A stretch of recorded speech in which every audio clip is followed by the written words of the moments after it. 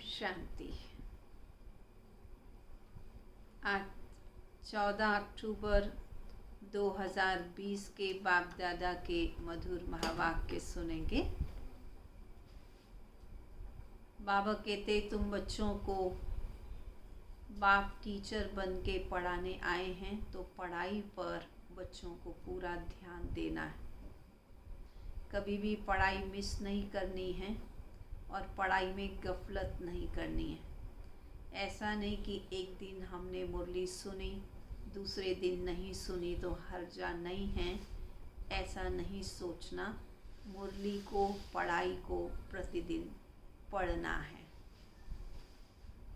बाबा ने दूसरी बात कही कि बच्चों को याद की यात्रा से आत्मा को गुलगुल बनाना है, क्योंकि वापिस घर लौटना है। आत्मा पावन बनेगी तो वापिस घर जा सकेगी। फिर बाबा ने तीसरी बात आज ये कही कि बच्चों को अपने स्वभाव को निर्मल बनाना है। स्वभाव निर्मल होगा तो हर कर्म में सफलता मिलेगी। किसी भी प्रकार का मल होगा, गंदगी होगी, विकार होंगे तो व्यर्थ का चिंतन भी चलेगा तो सफलता नहीं मिलेगी। और सफलता मिलेगी निर्मल नम्रता के स्वभाव के आधार से। तो इसलिए बाबा कहते बच्चों को अपने स्वभाव का बहुत ध्यान देना है, क्योंकि दैवी स्वभाव बनाना है। तो इसलिए संगम युग पर एक ही अभ्यास निरंतर करना है और वह है आत्म अभिमानी बनने का अभ्यास। जितना ये अभ्यास यहाँ करते जाते हैं उतना हर पुरुषार्थ करना बहुत सहज हो जाता है। सुनेंगे बाबा के प्यार भरे महावाक्यों को। मीठे बच्चे, संगम युग पर ही तुम्हें आत्म अभिमानी बनने की मेहनत करनी पड़ती है। सतयुग अथवा कलयुग में ये मेहनत होती नहीं।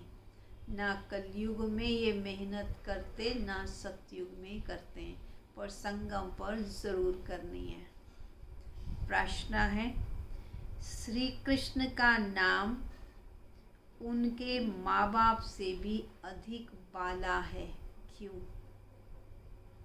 क्योंकि श्री कृष्ण ने अधिक पुरुषार्थ किया। श्री कृष्ण से पहले जिनका भी जन्म होता है वो जन्म योग बल से नहीं होता। श्री कृष्ण ही पहली आत्मा हैं जिनका जन्म योग बल से आरंभ होता है।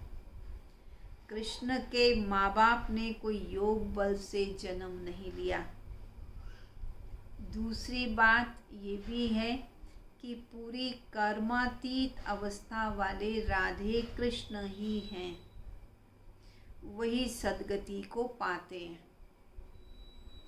जब सब पाप आत्माएं खत्म हो जाती हैं तब गुलगुल नई दुनिया में श्री कृष्ण का जन्म होता है। जब यहाँ सब पाप खत्म हो जाते हैं तब श्री कृष्ण का जन्म योग बल से पावन दुनिया में होता है। उसे वैकुंठ कहा जाता है। तीसरी बात, संगम पर श्री कृष्ण की आत्मा ने सबसे अधिक पुरुषार्थ किया।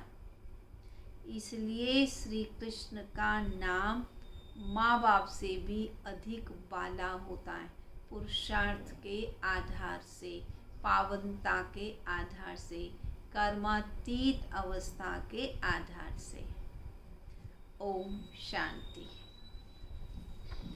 मीठे मीठे रूहानी बच्चों को रूहानी बाप बैठ समझाते हैं। 5000 वर्ष के बाद एक ही बार बच्चों को आकर पढ़ाते हैं। पुकारते भी हैं कि हम पतितों को आकर पावन बनाओ, तो सिद्ध होता है कि ये पतित दुनिया है। नई दुनिया पावन दुनिया थी, नया मकान खूबसूरत होता है और पुराना जैसे टूट फूट जाता है, बरसात में गिर पड़ता है। अभी तुम बच्चे जानते हो बाप आए ही हैं नई दुनिया बनाने। तो नई दुनिया, नए मकान में तो सुख होता है, तो नई दुनिया है सुख की दुनिया, सुख धाम। अभी बाप तुम्हें पढ़ा रहे हैं, फिर 5000 वर्ष के बाद पढ़ाएंगे। तो बाबा कहते पढ़ाई को कितना ध्यान से पढ़ना चाहिए। पूरे कल्प में एक ही बार बाबा आकर के पढ़ाते हैं। ऐसे कभी कोई साधु संत आदि अपने फॉलोअर्स को नहीं पढ़ाएंगे। उनको ये पता ही नहीं है, ना खेल का पता है, क्योंकि निवृत्ति मार्ग वाले हैं।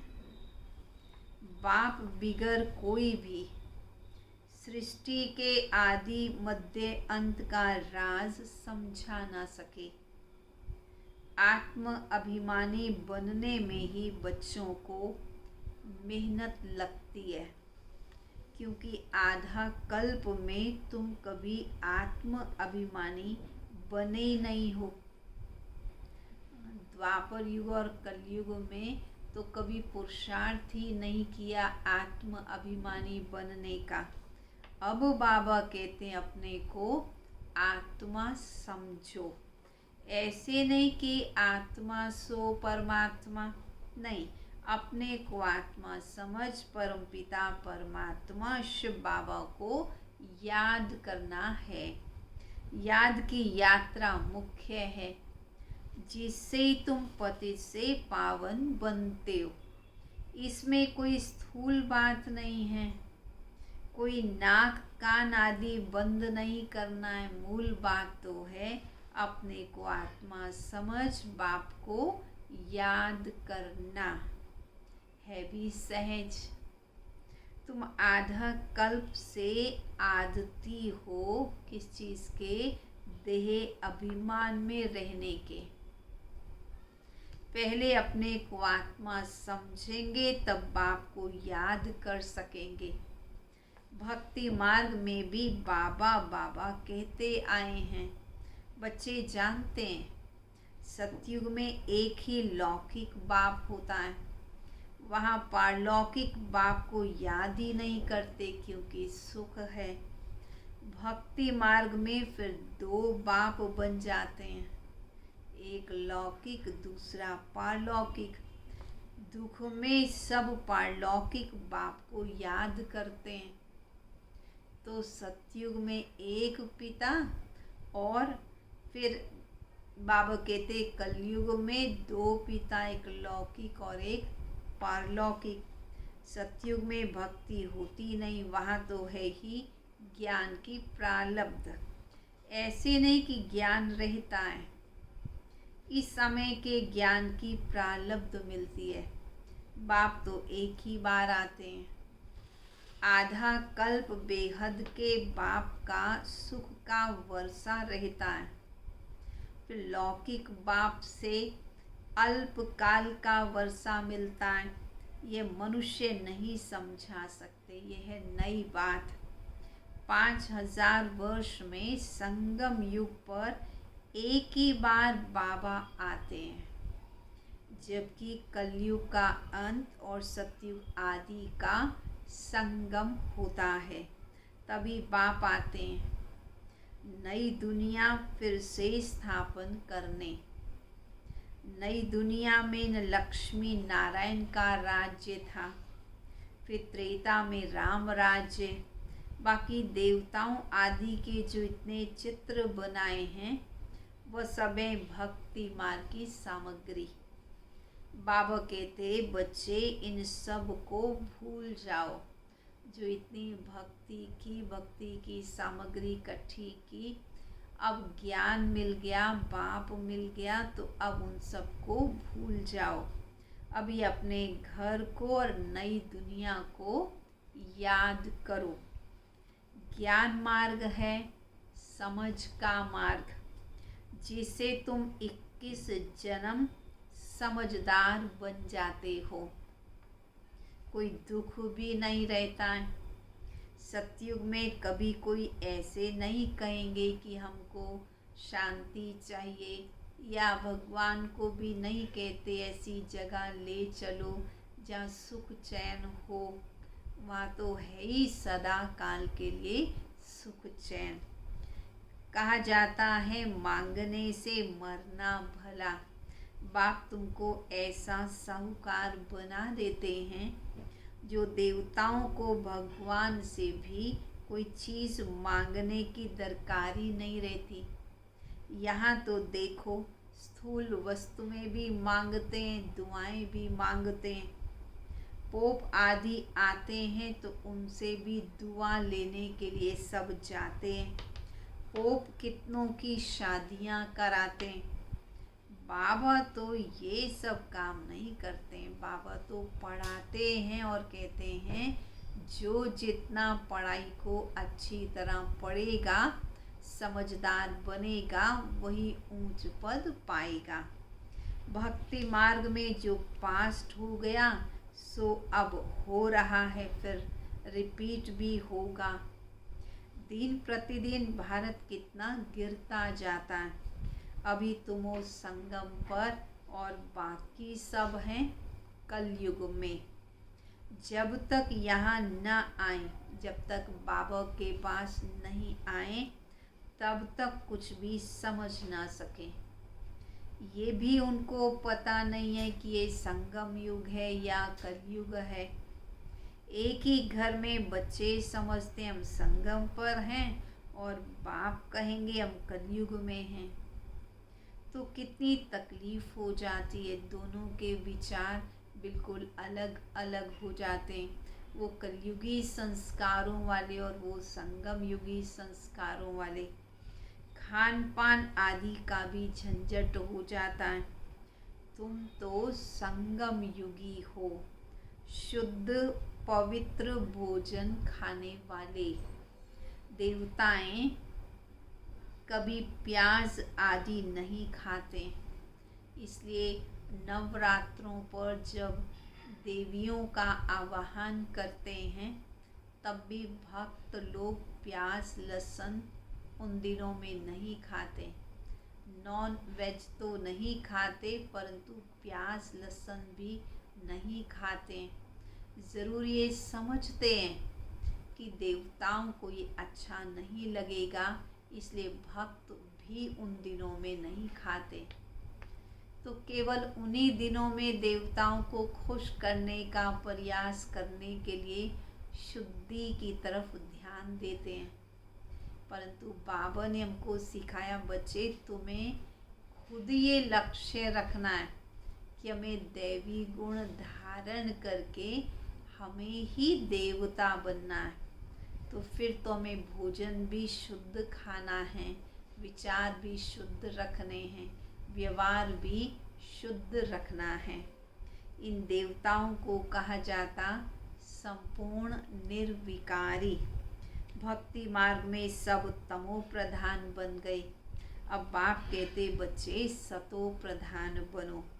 कोई भी ऐसा नहीं कहे, ऐसा नहीं समझे कि आत्मा पहले सतो प्रधान थी अब तमो प्रधान है, क्योंकि वह आत्मा को निर्लेप समझ लेते हैं। हाँ, अब बाबा कहते तुम्हें ऐसा केयरलेस नहीं बनना कि आत्मा तो निर्लेप है, कुछ भी करेंगे कुछ फर्क पड़ता ही नहीं। शरीर पर फर्क पड़ता है और शरीर जब जल गया तो काम खत्म हुआ। परंतु बाबा कहते नहीं, आत्मा तो जो भी कर्म करती है अपने संस्कार साथ लेकर के जाती है।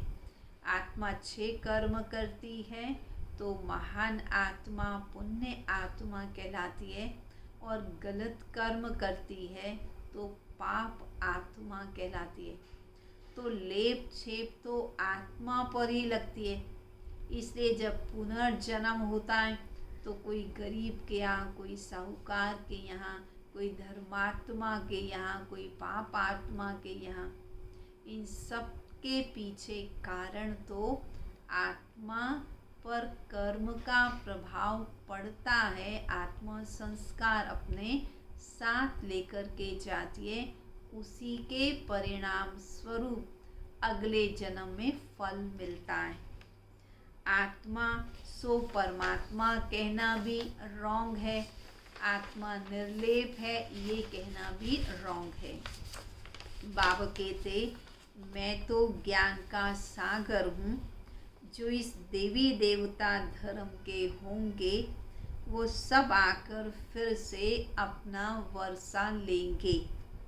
अभी सैपलिंग लग रही है, देवी देवता धर्म की स्थापना हो रही है। तुम समझ जाओगे ये इतना ऊंच पद पाने के लायक है या नहीं है। घर में जाकर शादियां आदि करते छी छी काम करते हैं, फिर देवता कैसे बनेंगे? छी छी खाने वाले, छी छी बोलने वाले, वो देवता कैसे बन सकते? तो समझाया जाता ऊंच पद पा नहीं सकते, ये राजाई स्थापन हो रही है। बाबा कहते मैं तुमको राजाओं का राजा बनाता हूँ, तो प्रजा तो ज़रूर बनानी पड़े तुम्हें, दूसरों को फिर ज्ञान ज़रूर देना है, समझ ज़रूर देनी है, तब तो प्रजा बनेगी, नहीं तो राज्य कैसे पाओगे? ये गीता के अक्षर है ना, इसको कहा जाता है गीता का युग। बाबा आकर के सच्ची गीता इस संगम युग पर सुनाते, तो ये है गीता का युग। तुम राजयोग सीख रहे हो, जानते हो आदि सनातन देवी देवता धर्म का फाउंडेशन लग रहा है। सूर्यवंशी चंद्रवंशी दोनों राजाई स्थापन हो रही हैं। ब्राह्मण कुल स्थापन हो चुका है और ब्राह्मण ही फिर सूर्यवंशी चंद्रवंशी बनते हैं। जो अच्छी रीति मेहनत करेंगे तो ज़रूर वह सूर्यवंशी बनेंगे। और धर्म वाले जो आते हैं वो आते अपने धर्म की स्थापना करने हैं, पीछे उस धर्म की आत्माएं आती रहती हैं, धर्म की वृद्धि होती जाती है। समझो कोई क्रिश्चियन है तो उनका बीज रूप क्राइस्ट हुआ, तुम्हारा बीज रूप कौन? एक बाप शिव बाबा है, क्योंकि बाप ही आकर स्वर्ग की स्थापना करते हैं ब्रह्मा द्वारा। ब्रह्मा कोई प्रजापिता भी कहा जाता है, रचिता नहीं कहेंगे। इन द्वारा बच्चे एडॉप्ट किए जाते हैं, ब्रह्मा को भी तो क्रिएट करते हैं ना। बाप आकर प्रवेश कर ये रचते हैं। शिव बाबा कहते तुम मेरे बच्चे हो, और ब्रह्मा बाबा भी कहते हैं, शिव बाबा कहते हैं प्यार से तुम मेरे बच्चे हो, ब्रह्मा बाबा भी कहते हैं तुम मेरे साकारी बच्चे हो। अभी तुम काले छी बन गए हो, अब फिर ब्राह्मण मैं तुम्हें बनाता हूँ। इस संगम पर ही तुम पुरुषोत्तम देवी देवता बनने की मेहनत करते हो। देवताओं को और शूद्रों को कोई मेहनत नहीं करनी पड़ती, मेहनत करनी पड़ती है तुम ब्राह्मणों को संगम युग पर। देवता तुमने बनना है तो मेहनत भी तुम्हें ही करनी पड़ेगी। बाप आते हैं संगम पर, ये बहुत छोटा सा युग है, इसलिए इसको लीप युग भी कहते हैं। इनको कोई जानते ही नहीं है। बाप को भी मेहनत लगती है, ऐसे नहीं कि कोई झट से नई दुनिया बन जाती है। नई दुनिया बनाने में बाप को भी मेहनत करनी पड़ती है। तुमको देवता बनने में टाइम लगता है। जो अच्छे कर्म करते हैं तो अच्छे कुल में जन्म लेते हैं। अभी तुम नंबरवार पुरुषार्थ अनुसार गुल गुल बन रहे हो, आत्मा ही बनती है। अभी तुम्हारी आत्मा अच्छे कर्म सीख रही है। आत्मा ही अच्छे या बुरे संस्कार ले जाती है। अभी तुम गुलगुल बन फिर अच्छे घर में जन्म लेते रहोगे। या जो अच्छा पुरुषार्थ करते हैं ज़रूर अच्छे कुल में जन्म लेते हैं। नंबरवार तो होते ही हैं। जैसे जैसे कर्म करते वैसा वैसा जन्म मिलता है।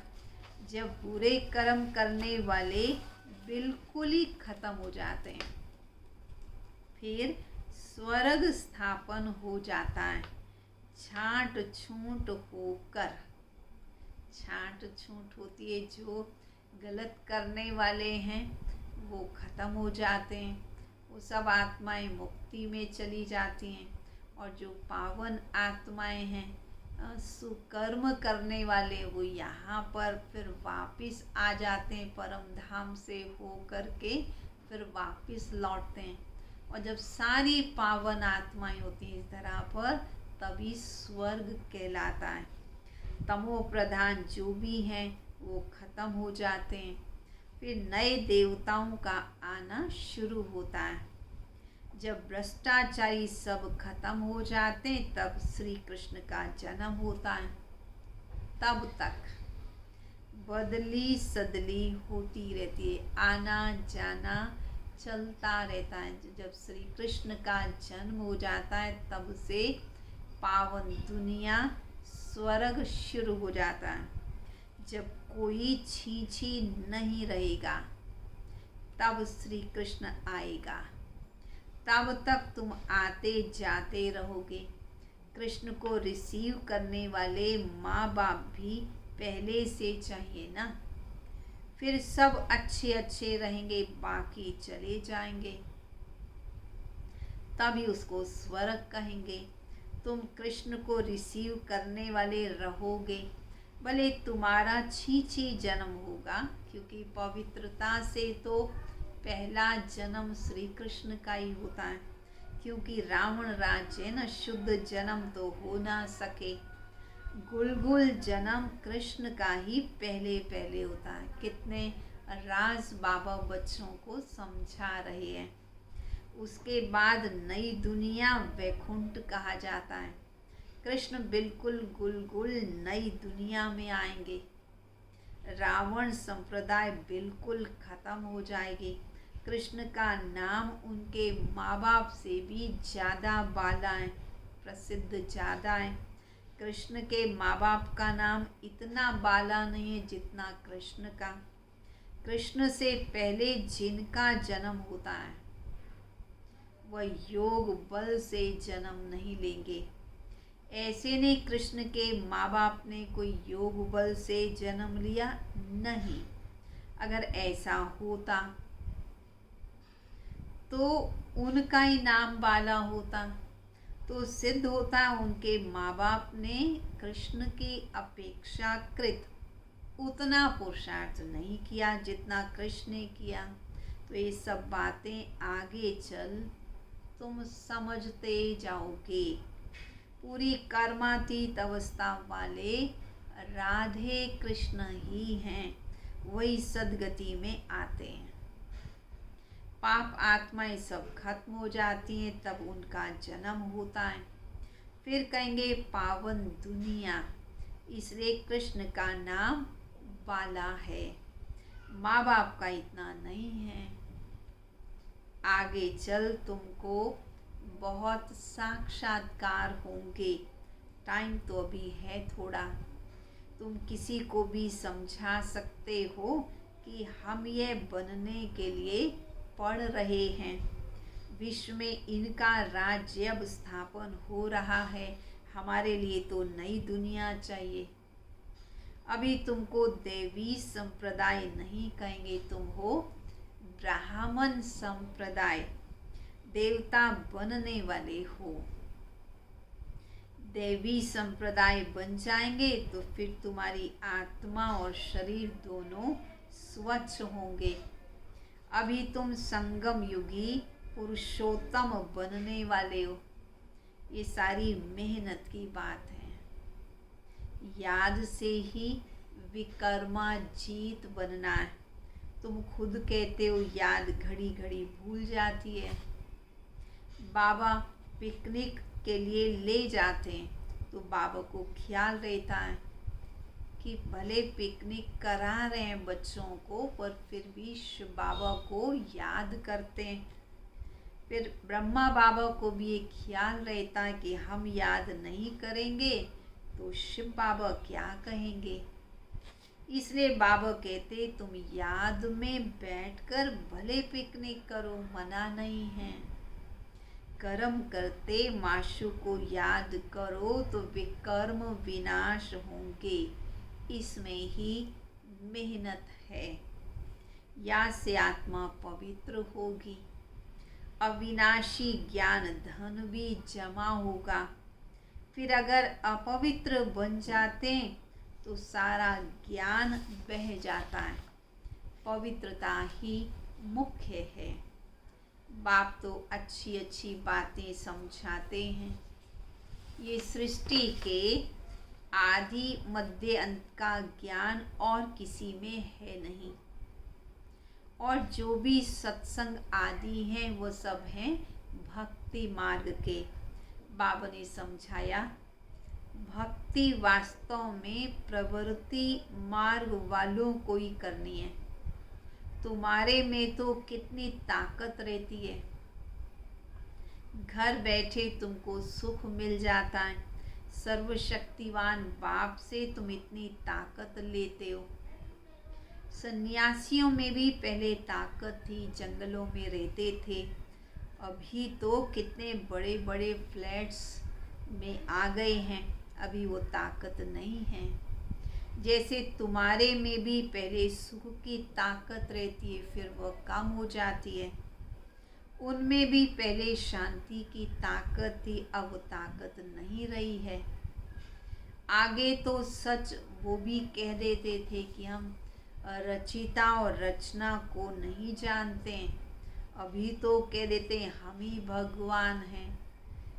बाप समझाते इस समय सारा झाड़ तमो प्रधान है, इसलिए साधुओं आदि का भी उद्धार करने मुझे आना पड़ता है। ये दुनिया ही बदलनी है, सब आत्माएं वापिस चली जाएंगी।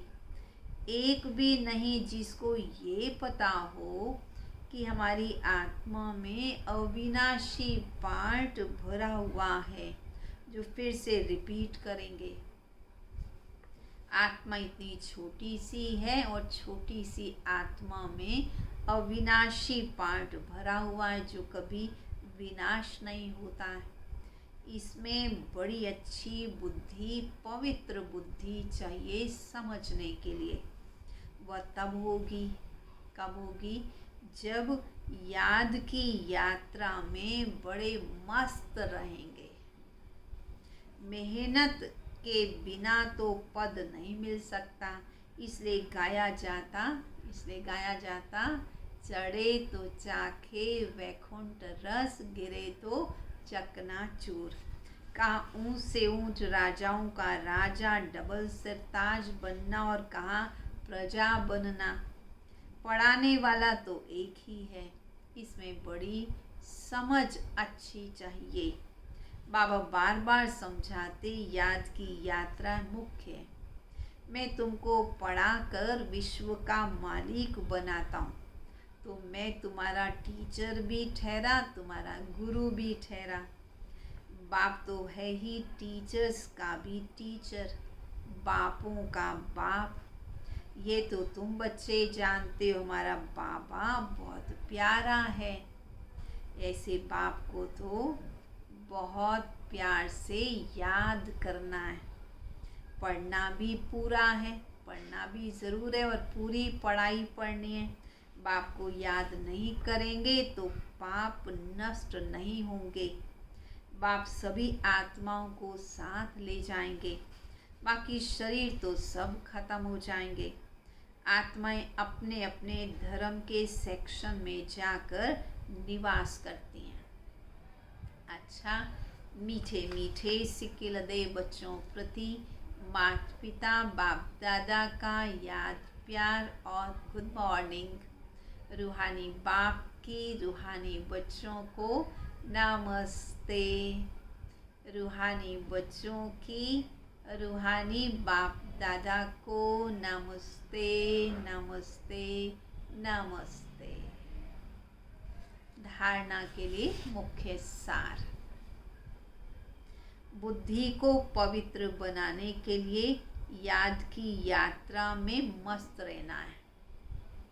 कर्म करते भी एक माशूक याद रहे, तब विकर्माजीत बनेंगे। दूसरा, इस छोटे से युग में मनुष्य से देवता बनने की मेहनत करनी है। अच्छे कर्मों के अनुसार अच्छे संस्कारों को धारण कर अच्छे कुल में जाना है। वरदान। जहान के नूर बन भक्तों को नजर से निहाल करने वाले दर्शनीय मूरत भव। बाबा कहते, कौन हो तुम बच्चे? जहान के नूर, पूरे विश्व को और रोशनी देने वाले, पूरे विश्व को रास्ता दिखाने वाले, भक्तों को नज़र से निहाल करने वाले। टाइम नज़दीक आ रहा है, पहले से बाबा बच्चों को तैयारी करा रहे हैं। बच्चे अपने नेत्रों को इतने पवित्र बना लो, इतना बाबा को संभालो, इसमें बाबा के प्यार को संभालो कि भक्तों को नज़र से निहाल कर सको, दर्शनीय मूर्त बन सको। सारा विश्व आप जहान के आँखों की दृष्टि लेने के लिए इंतज़ार में है। जब आप जहान के नूर अपनी संपूर्ण स्टेज तक पहुँचेंगे, अर्थात संपूर्णता की आँख खोलेंगे, तब सेकंड में विश्व परिवर्तन होगा। फिर आप दर्शनीय मूर्त आत्माएं अपनी नज़र से भक्त आत्माओं को निहाल कर सकेंगे।